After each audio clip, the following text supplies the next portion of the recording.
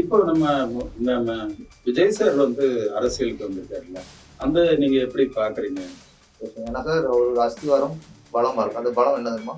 ரசிகர்கள். ம், அந்த ரசிகர்கள் வந்து இவர்ட்ட என்ன கொள்கை இருக்கு, என்ன பண்ண போறாரு, இவர் வந்து நாடு சரியா வருமா, அதெல்லாம் யோசிக்க மாட்டான். ம், விஜய் சார் சிஎம் ஆகும். எம்ஜிஆர் கட்சி ஆரம்பிச்சாரு.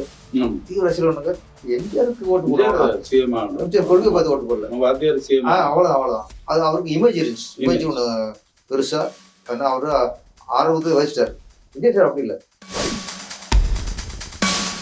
ரொம்ப உஷாரா இருக்கும். ம், ஏன்னா ஒரு ஸ்கெட்ச் போடுவாங்க. ம், இவர் எப்படி காலி பண்றது. ம், ம். அப்ப நீங்க இந்த மக்களுக்காக சூழ்ச்சியில இருந்து சார் தப்பிக்கணும். மக்களுக்காக சிந்திக்கிறதை விட சூழ்ச்சியில இருந்து தப்பிக்க தான் யோசிக்கணும். ரொம்ப யோசிக்கணும். ஜாஸ்தியா இருக்கும். ம். கொள்கைக்கு சமதலா இருக்கு. கொள்கை இல்ல அரசியல்வாதி, அவர் அரசியல்வாதி இல்ல ஃபர்ஸ்ட். அரசியல்வாதி கிடையாது. ஆனா இப்ப நீங்க விஜயகாந்த் சாரும் சரி, ரஜினி சாரும் சரி, அவங்களுக்கெல்லாம் வந்து சமகாலத்து ஆலோசகர்கள்னு நிறைய பேர் இருந்தாங்க இல்லையா? அந்த மாதிரி விஜய் சார்கிட்ட ஆலோசகர்கள் யாருமே கண்ணில் தென்பட மாட்டாங்களே. இப்போ நம்ம விஜய் சார் வந்து அரசியலுக்கு வந்திருக்காருல்ல, அந்த நீங்க எப்படி பாக்குறீங்க? எல்லாம் சொல்ல மாட்டான். ம், எல்லாம் சொல்லுவாங்க அரசியலுக்கு யார் வேணும் வரலாம்ட்டு. ஜனநாயக நாடு யார் வேணும் வரலாம்ட்டு. அது ஓகே தான். ம், அது ஓகே. ஒரு நடிகரா இருந்து அவர் வந்திருக்கிறாரு. அது எல்லாரும் வரவேற்கிறாங்க. அது பிரச்சனை இல்லை. மக்களை நிறைய சிந்திக்கணும். ம், மக்கள் பிரச்சனைகளை நம்ம சிந்திக்கணும். நம்ம வந்து ஒரு கட்சியை எதிர்க்கிறது தான் கொள்கை இல்லை. ம். ஆளுங்கட்சி எதிர்க்கிறது மட்டும் நம்ம கொள்கை. அது மட்டும் புரியாது. அது கொள்கை வராது. வராது. அது கடமை. அது கடமை. ஆளுங்கட்சி தவறு பண்ணா அதை ஒரு கட்சியில இருக்கவங்க எதிர்ப்பதும் மக்களை சுட்டி காட்டுறதும் கடமை. கடமை. அது கொள்கை இல்ல. கொள்கை கிடையாது. மக்களுக்கான கொள்கை நீங்க தான் சொல்லுங்க. அதான் ம், கொள்கை. நான் புதுசா சிந்திக்கிறேன். அப்ப ஏற்கனவே பல கட்சியில உள்ள விஷயத்த நான் சொல்லும் போது அவனுக்கு புதுசா தெரியாது.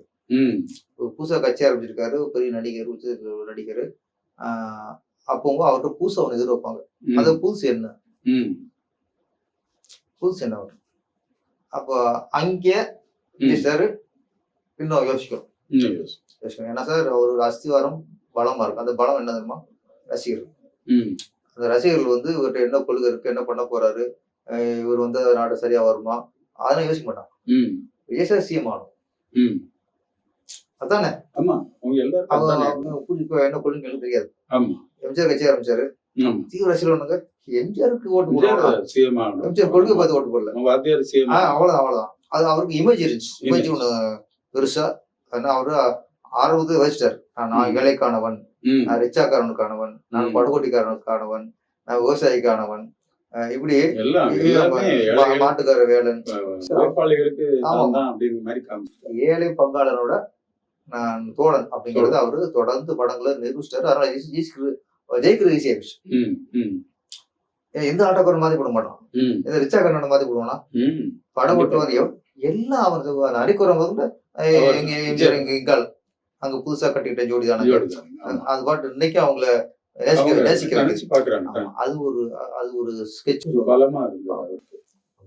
விஜய் சார் அப்படி இல்ல. விஜய் சார் வந்து அதை நோக்கி ஒரு படங்கள் பண்ணல. படங்கள் ரெஃபரன்ஸ் எதுவும் எடுக்க முடியாது. எடுக்கல. லாஸ்ட் படங்கள் மாஸ்டர் படத்துல ஃபுல்லா குடிச்சிட்டே இருப்பாரு. ஆமா, அப்புறம் லியோ படத்தை சுட்டு கொண்டுகிட்டே இருப்பாரு. ஆமா. ஒரு வன்முறைகள் ஜாஸ்தியா இருக்கும். ம், அப்போ படம் தம் அடிப்பாரு, தண்ணி அடிப்பாரு. ஆனா அது அரசு நோக்கி போறோம் பஸ் முடிவு எடுத்திருந்தா இந்த மாதிரி படங்கள் விஜய் சார்ட்டு தான் நிறைய கொள்கையை எதிர்பார்ப்பாங்க. ஆமா சார். ஏன்னா படங்களை பார்த்து ஏதாவது அவர் சொல்றது கேட்க முடியாது. ஒண்ணு இல்ல. ஆமா. அவரு எம்ஜிஆர் படம், ஒரு எம்ஜிஆர் படம் மாதிரி ஒரு படம் என்ன இருக்கு ம், இல்ல. அப்படிங்கும்போது கொள்கை புதுசா இருக்கு. நான் வந்து இதை பண்ணுவேன் இது ஒரு சொல்லியிருந்தாலும் மக்களுக்கு இந்த படம் அப்படி அமைய வாய்ப்பு இருக்கும். ஜனநாயகம் அது தெரியல. டைட்டில் இருக்கு.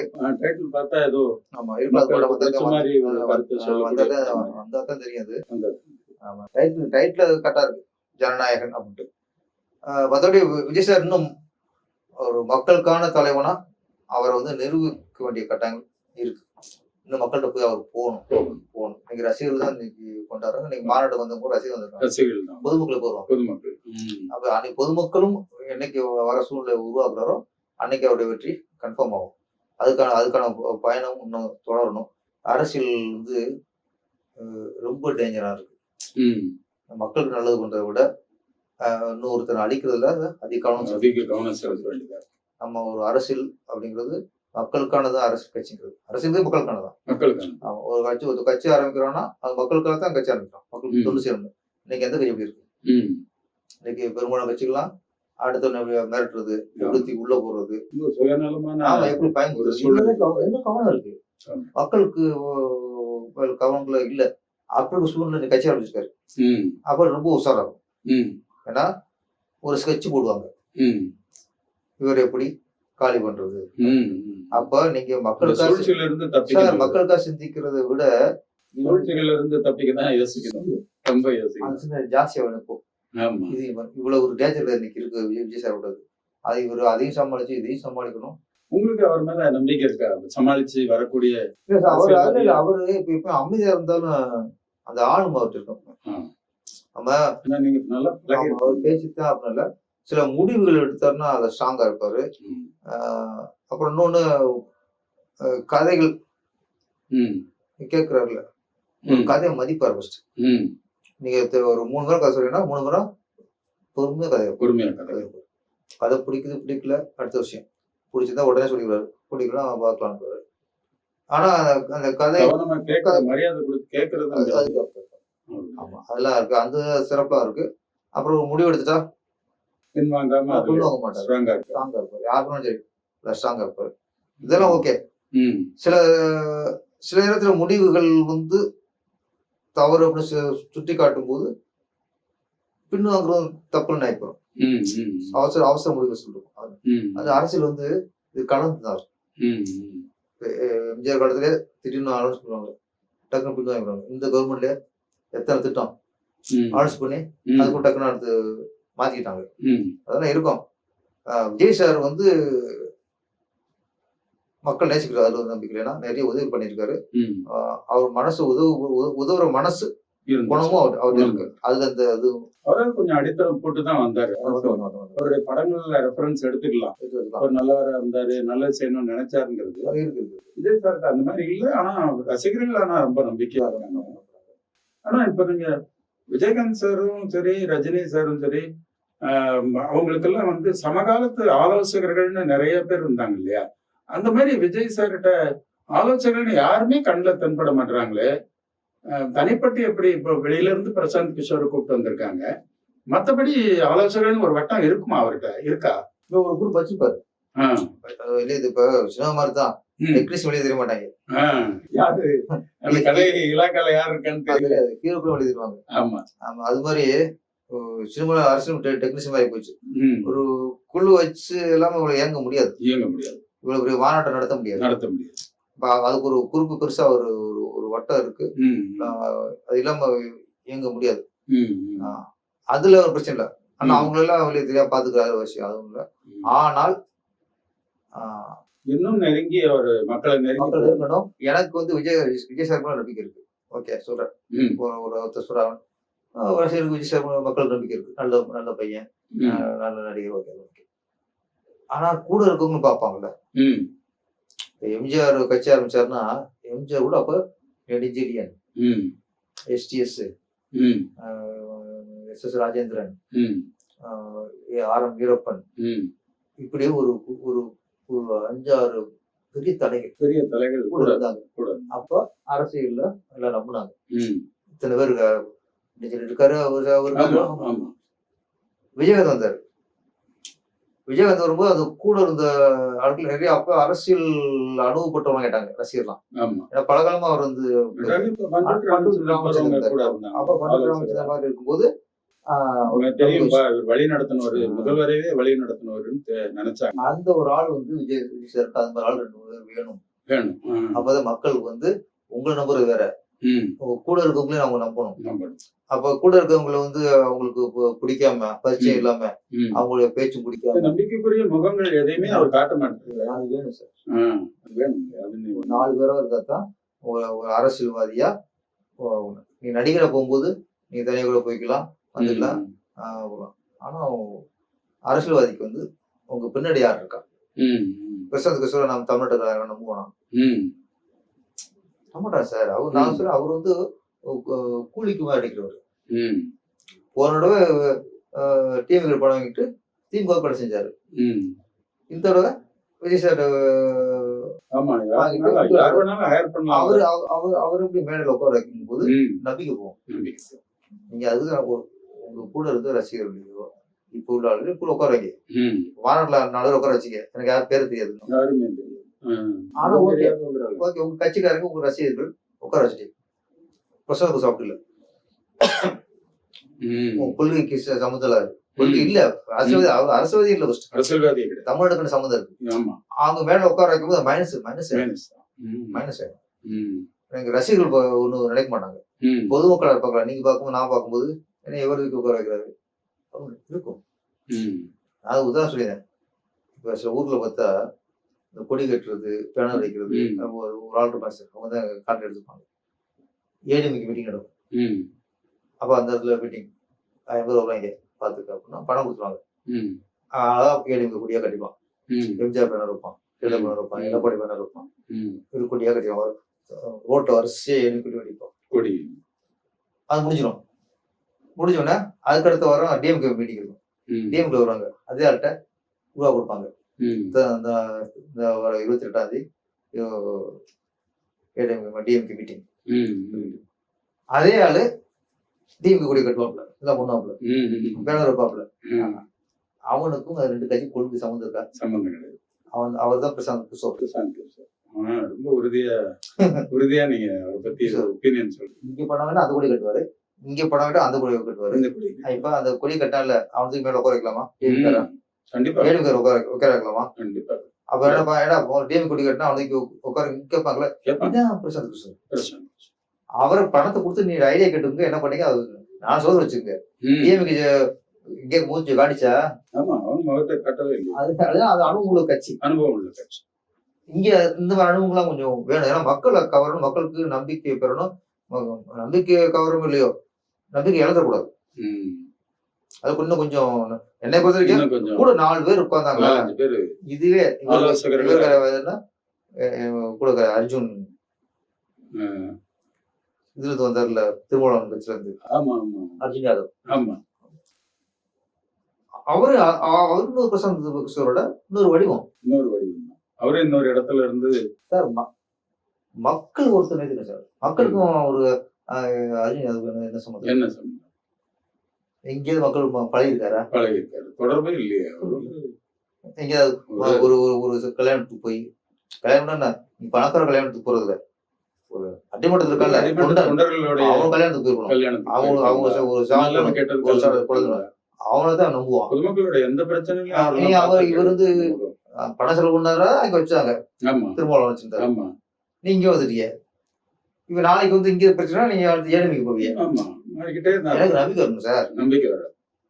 அங்கே துரத்தி விட்டாங்க, இங்க உட்கார்ந்தாருன்னா இங்க துரத்தி அடுத்து இங்கே உட்காரணும். நான் அதை யோசிப்பேன். தவிர நான் நம்ப மாட்டேன். விஜய் சார் பொறுத்த வரைக்கும் உங்க கூட இருக்கிறவங்கள நம்பிக்கைக்குரிய ஆட்களா ஒரு மக்கள் ஒருத்தரா நான் எதிர்பார்க்கிறேன். நல்லது. நீங்க சட்டமன்ற தேர்தல்ல நிற்கிற ஐடியா இருக்கா? அந்த மாதிரி இது வரைக்கும் இந்த ஐடியா இருக்கு. இந்த மாதிரி எண்ணம் இல்லை. உங்களுடைய படம் நீங்க நினைக்கிற அளவுக்கான ஒரு படத்தை இந்த ட்ரெண்ட்ல ரொம்ப சிறப்பா நீங்க பண்ணணும். அதுக்கான முயற்சியில நீங்க இருக்கீங்க. அது ரொம்ப மகிழ்ச்சி. இப்போ இன்றைய தமிழ் சினிமா உடைய சூழ்நிலையை நீங்க எப்படி பாக்குறீங்க? இன்னைக்கு சினிமா வந்து நல்லதா பார்க்கலாம், அபாயத்தோட இருக்கும்போது பார்க்கணும். நம்ம நல்லதுங்கிறது ஒரு சின்ன ஆறுதல். ஏன்னா சில படங்கள் இப்போ சிறிய படங்கள் பெரிய ஹிட்டு அடைஞ்சிருக்கு. அப்படி பார்க்கும்போது ஓகே, ஒரு சின்ன படம் வந்தால் கூட நீங்கள் கண்டென்ட் புதுசாக இன்ட்ரெஸ்டிங்காக கொடுத்தீங்கன்னா மக்கள் பார்க்க ரெடியாக இருக்கான் அப்படிங்கிறது ஒன்று.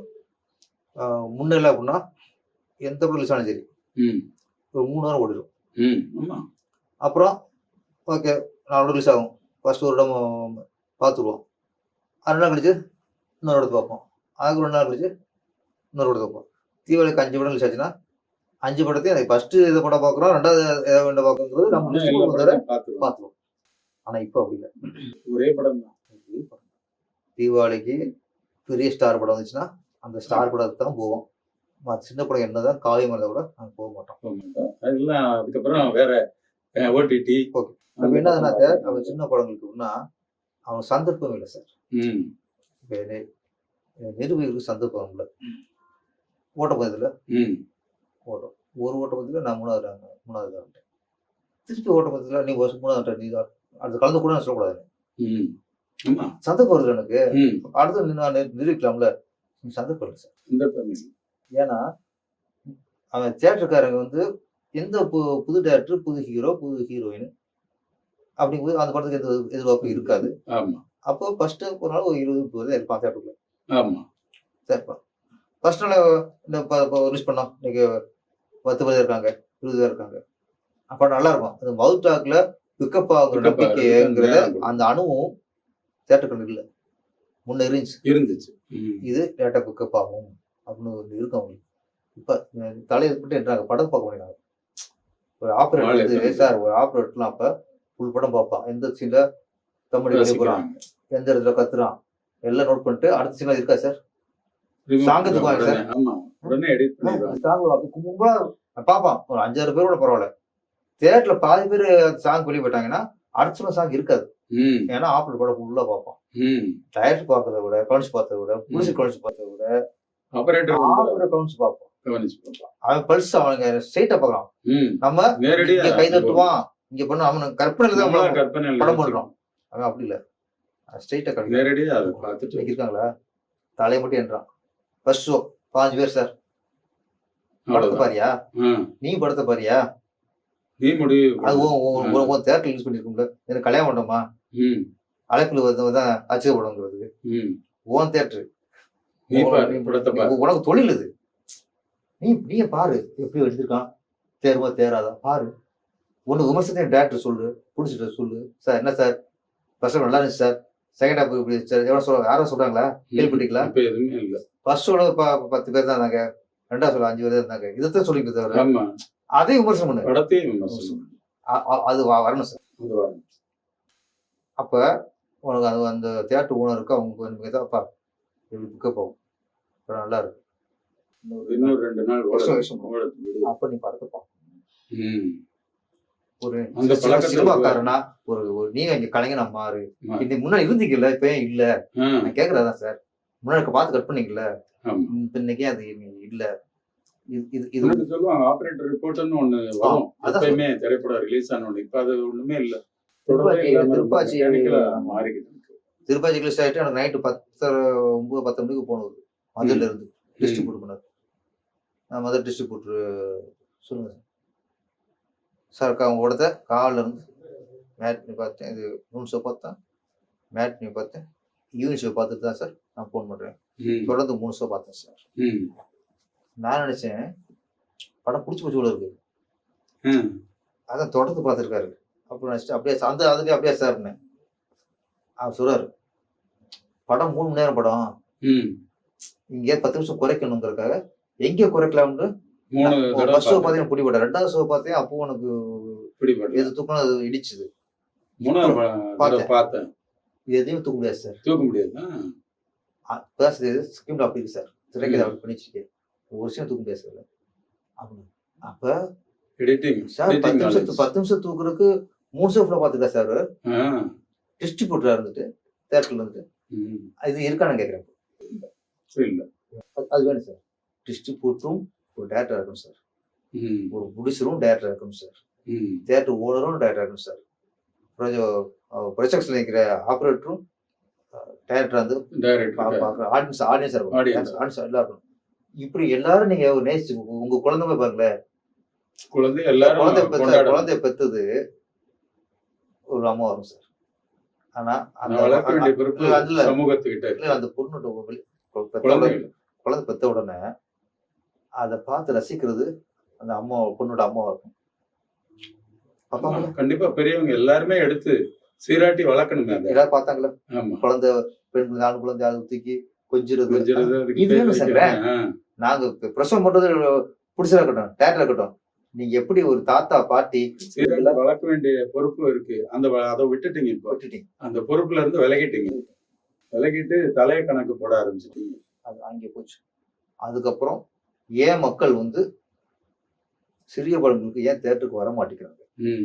இந்த ஆராய்ச்சி ரொம்ப முக்கியம். இது ரொம்ப முக்கியம். ஆமா, ஏன் வர மாட்டேங்கிறாங்க? முன்னெல்லாம் ரஜினி படம் போடும் இருக்கும், தங்க மகன். இந்த பக்கம் காக்கி சட்டை, அது ஓடிக்கிறது. இந்த பக்கம் எண்ணுக்கு கல்யாணம் அதை எடுத்து விட்டாரு, அது ஓடிக்கிறது. வெள்ளை ரோஜன் வந்துச்சு ஒரு படம், சிவாஜி படம், இல்ல ஒரு தீவிரம் வந்துச்சு, எல்லாம் ஹிட்டு சார். விதவிதமா படம். அதுக்கப்புறம் அதுல சின்ன அதுக்கு அடுத்த ரஜினி மோகன் சுழிச்சு போடிக்கிருக்கோம். அதுக்கப்புறம் பார்த்தா எஸ்யூசி படம் ஒரு படம் வரும், காமெடி படம் ஒன்று, அது ஓடிக்கிறோம். யூசி படம் ஓடிக்கிறோம். புதுமுகம் நடிச்சு வரும் பன்னீர் புஷ்பம்ட்டு, அது ஓடிக்கிறோம். இருச்சா இல்லையா? ஏன் சார் ரஜினி படம் ஓடிக்கிருக்கு, இங்க பன்னீர் புஷ்பம்ட்டு சுரேஷும் புதுமுகம் பொண்ணு நடிக்கிறாங்க, அதுவும் வெட்டிக்கிறாங்க. எல்லா விதமான ரசனையும் இருந்துச்சு அப்போ. ஏன்னா அப்போ மக்கள் தியேட்டர்ல வந்து படத்தை பார்க்க விரும்பினாங்க. அவங்களுக்கு அது ஒரு ஹாப்பியா இருந்துச்சு. இன்னைக்கு வந்து இன்னொரு படத்தை தான் நாங்க தியேட்டர்ல பார்ப்போம், மற்ற படம் தியேட்டருக்கு வர மாட்டோம், நாங்க டிவில பாத்துக்கிறோம், அமேசான்ல போடுறோம், நெட்ஃபிளிக்ஸ்ல போடுறோம், அடுத்த வந்த போது அது ஒரு கொதிருது. ஏன் வர முடியும்? அது அங்க ஆராய்ச்சி பிடிக்கணும். பல்ஸ் பிடிச்சோம்னா தான் சரியா. நீங்க வந்து இப்ப ஏற்கனவே டிவிலயும் ஒவ்வொரு அமேசான் இருக்கட்டும், நெட்ஃபிளிக்ஸ் இருக்கட்டும், ஓடிடி பிளாட்ஃபார்ம்ல நிரம்பி கிடக்கு. டிவி ஆன் பண்ணா லைன்ல பத்த மாட்டேங்குது, அப்படி இருக்கிற இடத்துல நீங்க இது வாரத்துக்கு 10 படத்தை ரிலீஸ் பண்ணா பிடிச்சா இது யாரை கண்ட்ரோல் பண்றது? உங்க இஷ்டத்துக்கு ரிலீஸ் பண்ணீங்களா? அது இல்ல, ஓட்ட பத்திரத்துல கோடு போடுறான்ல, மூணாவது ஒரு கோடு தான், அதுதான் அவன் போடணும். ஆளுக்கு தனித்தனி. 4வது நபர் போடுவான், அந்த கோடுல தான் அவன் போடணும். அது வரைமுறை. ஓட்ட பத்திரத்துக்கே ஒரு இவ்வளவு வரைமுறை இருக்கும்போது திரைப்படத்தை வெளியிடக்கு ஒரு வரைமுறை. திரை ஓட்டத்துக்கு வேணாமா? தரை ஓட்டத்துக்கு இருக்கும்போது திரை ஓட்டத்துக்கு ஒரு வரைமுறை வேணாமா? எத்தனை கோடி சார், எத்தனை கோடி இழப்போம். ஏன் வரைமுறை வைக்க மாட்டேங்கிறோம்? நம்ம மிஸ்டேக் சார். வாரத்துக்கு ஒரு படம் 2 படம் தான், அவர் 3 நாள் முடிச்சா அதுக்கப்புறம் இன்னொரு படத்தை யூஸ் பண்ணிக்கிறோம். வெள்ளிக்கிழமை தான் யூஸ் பண்ணணும். இப்பெல்லாம் வெள்ளி சனிலாம் அதெல்லாம் ஒண்ணும் இல்லை, அதெல்லாம் அந்த காலம். இப்ப எல்லாமே திறமா இருக்கு. அதுக்கு இந்த வரைமுறை வேணும். அப்புறம் கேண்டீன் சொன்னா கோவம் தியேட்டருக்கா இருக்கலாம். சார் ஒரு அப்பா அம்மா 2 பசங்க, அப்பா அம்மாவுக்கு படம் எப்படி இருக்கிற போது தான் வெளியே வரும்போது நிறைவா வராங்களா, படம் சரியில்லைன்னு குறைய வராங்களா, படத்தை பொறுத்து. ஆனா பசங்களுக்கு கேண்டீன் என்ன வாங்கி சாப்பிடும் பொறுத்து தான் அவங்க மனசு நிறைவா வராங்களா, டல்லா வராங்களா. அவங்க படம் எப்படிதான் பிரச்சனை இல்லை, கேண்டீன்ல ஒரு வாங்கணுமா சாப்பிட வேண்டிய போது ஹாப்பியா வரும். இவன் படம் நல்லா இல்லைன்ட்டு இவன் டல்லா இருப்பான். பசங்க கேண்டீன்ல சாப்பிடும். அந்த கேண்டீன் பொருளோட விலை டிக்கெட் விலை 150 ரூபா சொல்றீங்க, நான் ஒரு பாப்கார்ன் 300 ரூபா சொல்றீங்க. 30 ரூபா பாப்கார்ன் நீங்க 300 ரூபா ஆகும்போது அது கொள்ளையா? கொள்ளைதானே. லாபம் அடிக்கிற கொள்ளடிக்கிறது. 30 ரூபா பாப்கார்ன் நீங்க 50 ரூபாய்க்கு வைங்க லாபம், 30 ரூபா கூட 300 ரூபாய்க்கு வித்தா அது கொள்ளை. இது கவர்மெண்ட் தெரியுமா தெரியாதா? கவர்மெண்ட் உங்க கண்ட்ரோல்ல தியேட்டர் இல்லையா? அவன் உங்க தமிழ் குடிமகன் இல்லையா? சட்டத்துக்கு உட்பட்டவன் இல்லையா? நான் சொல்றேன், டிக்கெட்டு 150 ரூபா டிக்கெட்டு 500 ரூபாய்க்கு வாங்கும்போது பிளாக் டிக்கெட் நிக்கல, அது சட்டத்துக்கு புறம்போ சொல்லிக்கல, சட்டத்துக்கு மீன் தானே, சட்டப்படி தப்பு தானே சார். 150 டிக்கெட்டு நான் 500 ரூபாய்க்கு வித்துனா இது பண்ணலாம். அப்போ 300 ரூபாய் பேக் 300 ரூபாய்க்கு பண்ண மாட்டேங்கிறியா? நியாயமான கேள்வி. எவ்வளவு பண்ண மாட்டேங்குது? நியாயமான கேள்வி. அது யார் பொறுப்பு? அரசாங்க பொறுப்பு சார். அரசாங்கம் தான் மக்கள் பொறுப்பு இல்ல, தேர்தல் பொறுப்பு இல்ல, அரசாங்க பொறுப்பு. கேள்வி கேட்கணும். இது வந்து மக்களுடைய பொழுதுபோக்கை தடை பண்ற மாதிரி ஒரு வியாபாரம் வந்து விலை உயர்வு இதெல்லாம் வந்து கட்டுப்படுத்த நிர்ணயம் பண்ணு சார். நிர்ணயம் பண்ணு சார். மால் உள்ள தியேட்டர்ல பாப்கார்ன் இவ்வளவு இந்த விலைக்கு தான் விற்கணும். அது அரசாங்க வேலை, நிர்ணயிக்கணும். அது வேலை. சாராய கடையில் நிர்ணயிக்க தெரியுதுல, குவார்டர் இவ்வளவு, ஃபுல்லு இவ்வளவு, ஆஃப் இவ்வளவு, விஸ்கிக்கும் பிராந்திக்கும் விலை நிர்ணயிச்சு பண்றீங்க. நிர்ணயிக்கிறீங்களா? அரசாங்கம் விலை வைக்கிறது இல்ல. அப்போ நீங்க ஒரு குவார்டருக்கும் இதுக்கும் ஒரு மதுபானத்துக்கு விலை நிர்ணயிச்சு நீங்க விற்கும்போது இதுக்கே பண்ண மாட்டேங்கிறியா பாப்கார்னுக்கு? கண்டிப்பா பண்ணணும். ஏன்னா அது ஒரு இது நான் சொல்லி ஆராய்ச்சியில வரணும்.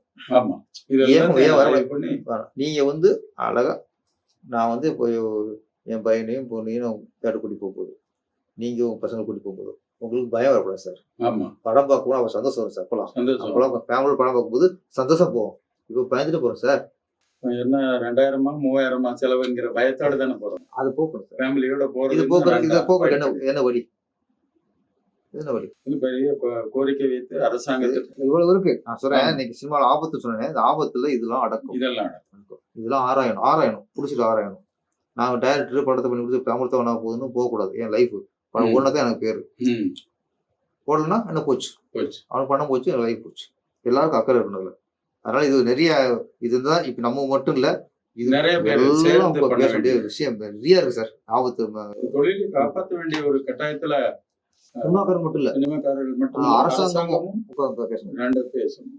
நல்லது, நீங்க நினைச்ச மாதிரி அந்த ஒரு மாற்றம் விரைவில் வரும்ங்கிற நம்பிக்கை இருக்கு. உங்களுடைய ஆலோசனைகளும் அரசாங்கத்தோட காதுகளுக்கு போகணும். நீங்க வழக்கம் போல் ரொம்ப வசூல் ரீதியான மிகச்சிறந்த படங்களை, வசனம் மிகச்சிறப்பாக உங்களுடைய படங்கள் எல்லாம் அமையும். உங்களுடைய உணர்ச்சிகளும் சரி, பாசங்களும் சரி, மீண்டும் உங்களுடைய படங்களை பார்க்கணுங்கிற ஆர்வம் தமிழ் மக்களுக்கு இருக்கு, எனக்கும் இருக்கு. அது மாதிரி ஒரு நல்ல படம் நீங்க இப்ப சொன்ன மாதிரி ஒரு கதையும் சரியாக இருக்கு. அதற்கான கதாநாயகிகளை நீங்க தேர்ந்தெடுத்து விரைவில் உங்களுடைய படத்தை பேரரசின் அப்படின்னு டைட்டிலோட ஒரு படம் வரணுங்கிற எதிர்பார்ப்போட இந்த சந்திப்புல ரொம்ப மகிழ்ச்சி அடைகிறோம். ரொம்ப மனம் விட்டு நிறைய விஷயங்கள் பேசுனீங்க. இவ்வளவு நல்லவர்கள் சினிமாவில் இருக்காங்கங்கிறது மக்களுக்கு தெரியும் பொழுது மக்களுக்கு இன்னும் சினிமாவின் மேல் கூடுதலான மரியாதை வரும். அன்போடு இந்த நிகழ்ச்சியில் கலந்துகிட்ட உங்களுக்கு எங்களுடைய மூவி வேர்ல்டு மீடியா கைத்திரையின் சார்பாக உங்களுக்கு வணக்கங்களும் வாழ்த்துக்களும். நன்றி. மூவி வேர்ல்டு நேயர்களுக்கு ரொம்ப நன்றி. ரொம்ப நேரம் பேசிட்டோம், எல்லாம் பொறுமையாக கேட்டிருப்பீங்க. ஏதாவது பேசும்போது சில தகவல்கள் இருந்தால் நீங்க மன்னிச்சிடணும். நன்றி, வணக்கம்.